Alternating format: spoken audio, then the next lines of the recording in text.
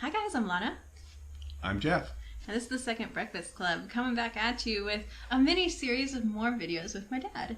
Yeah. He's been away for a few months, and he's about to go away for possibly even more months, so we thought, while the holidays are here, we should tape a few videos for you guys. So, okay. Today, because you're a mega nerd, and I know you'll get the references. Me? A mega nerd? That's where I get it from. Okay.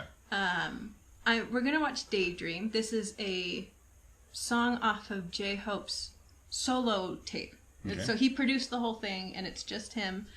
And this was his lead track, basically. Okay. And his dad is a literature professor, and as far as we can tell, he also is very into literature. Okay. And so you'll find some things not even snuck in. You're going to get it. Other people didn't get it because they're not nerds, but it's not snuck in. Not necessarily. I'm not that much of a literature nerd, but we'll see. You're going to get them. Okay. Yeah. I can't help it if when I grew up, history was called current events. Well, okay. I'm excited. Let's dive on into it, guys, shall we? 3, 2, 1, go. Hope World is the name of the album. Okay.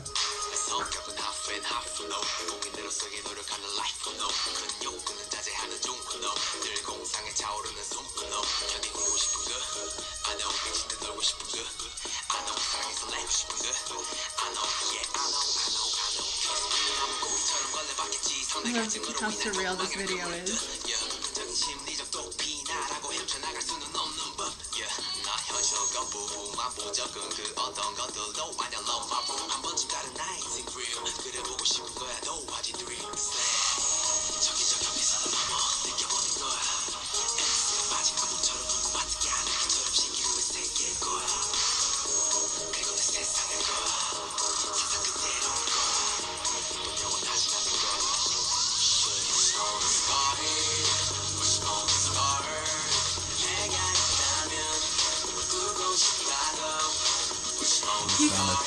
It is. And it's intentional. I was just thinking, I love how goofy he is. He's a master dancer, and he chooses to just kind of wear sweatpants. Yeah. It's cute to me. Because obviously the lyrics mean more to him here than the dancing.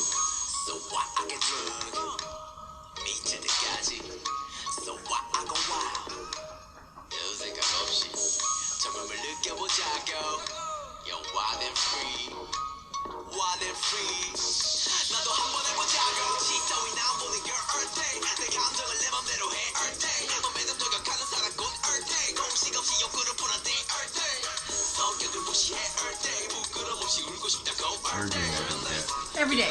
Oh, okay. Every day.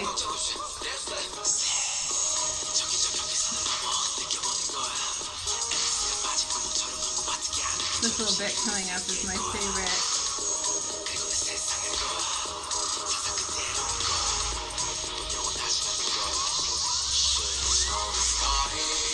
Call from Arthur, it's told him not to panic.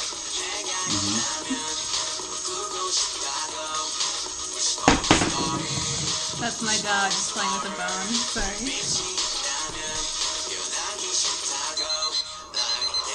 Did he have a towel? I mean, if he's smart. Okay. He at least had a blanket with him. It's got to be a towel. Yeah, not quite a towel.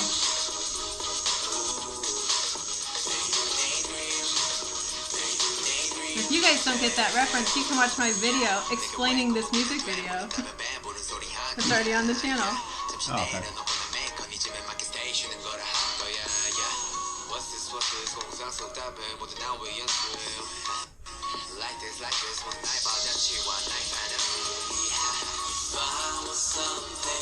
All of these sets are practical too. It's none of it's CGI. They actually built them all. Well, I mean, that's probably CGI. Yeah. But the sets themselves, even the collapsing walls and stuff, are all built.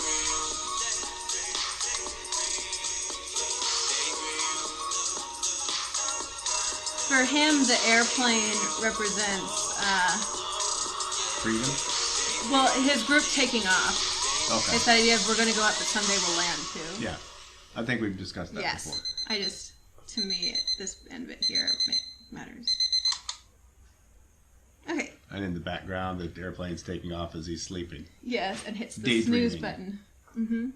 So I actually really like this song, and I'm curious about how you interpret it. It's daydreams. It's all the fantasies he can think of. The only thing is wishing on a scar instead of wishing on a star. I think a little bit of reality thrown in.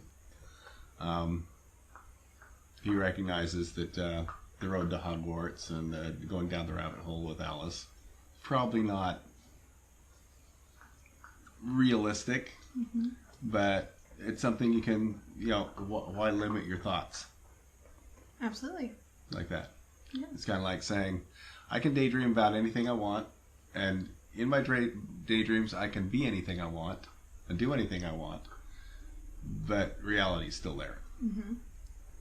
What you get? Yeah. The only element I kind of find interesting outside of that is looking at it in terms of him being very famous now. And the fact that sorry, the bone is too big for my dog's mouth, but she still insists on chewing it. So that's why she keeps dropping it. Well, she's just daydreaming about what she being could do a bigger dog, if she could take on a full-fledged dinosaur. All little dogs do that. Little tiny yippy dogs do that. And yet Tobias, my sister's big dog, keeps trying to crawl into our lap like a little dog. She doesn't understand why she can, he can't. Like little yippy dogs are always going after your ankles, and the big dogs just look at you, go, woof. Right. You know I could take you. Nothing to prove. But yeah, I like that a lot of his daydreams he mentions in the verses are normal things.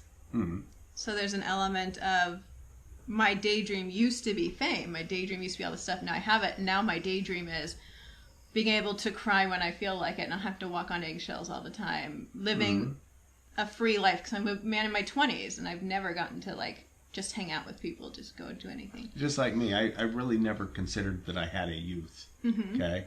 And his youth is doing this. Yeah. So he's not experiencing a normal youth, but he recognizes that that's not necessarily bad. Exactly. But there are always trade-offs. Yes. As an engineer, there's always engineering trade-offs no matter what you do. And he had trade-offs in life. Get the fame, get the money, get to do these things, but now you don't get to do these other things. Yeah, and that's kind of how I interpret this song too, this idea of, I'm not saying it's a bad thing. I like what I've done, but now my daydreams are this person I could have been. And for me, I keep constantly thinking about the little end bit with the alarm going off and the plane leaving, and there's a big debate on whether he's turning off the alarm or hitting the snooze button. Because it has that clack sound. And to me, if he hit that snooze button, the point is he missed his flight because he was daydreaming the whole time. You know what I mean? If all you do is daydream, you're going to miss your flight. Well, the big lesson everybody should know is you can't do everything. And so no matter how many things you want to do and how many dreams you have, there's absolutely not enough time to do them all or to express them all or even be involved with them all. And as soon as you choose one, you've unchosen another. Exactly. Yeah, and that's a message BTS has started to explore more, particularly RM. But I feel like this is the first time somebody just laid it out there. Because fans are going to watch this. Oh, yeah. And part of what he's saying, too, is, I love and I have you guys now, but also you limit me in a lot of ways. Fame limits me, but I'm very happy. I get to do what I want to do. But as a fan, you get to do some of these things I can only daydream about. That's what I mean. You have some cool things in your life too, so don't get lost in your own daydreams either. Yeah. So yeah, and then Alice in Wonderland, Hogwarts. Nobody, but very few people that I saw got the Hitchhiker's Guide to the Galaxy reference, and it made me very sad how many people went, "Who's Arthur?"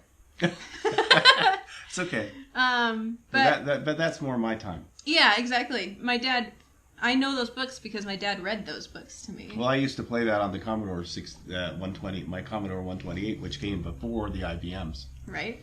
Before Windows. Yeah.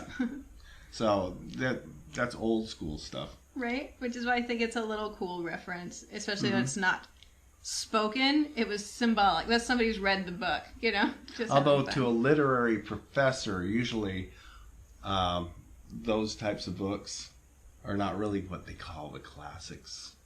But to nerds, they are the classics. To anybody who's actually interested in human culture, they should be the classics. But I agree, academia doesn't recognize genre fiction enough. Yeah, academia makes you read all these books that are really, really boring and trying to prove to you that they're interesting. Right. Yeah. Even though the fiction stuff sells better and gets people to read faster. Yeah. All right. That's a random message to end this on. But yeah, that's Daydream. It's one I don't know. It often comes to my mind. Okay. You daydream about it. Yeah. A little bit, yeah. Mm-hmm. Yeah, so that's the end of this video. We're going to film a few more for you guys, and I'm hoping to do like maybe a mini weekly or every couple weeks series so we don't run out too fast. But more coming. So I hope you continue to look forward to them and subscribe if you'd like to see more. So until next time. Live long and prosper. Also, like, comment, and subscribe so that we can see more of you later. Okay. Bye. Bye.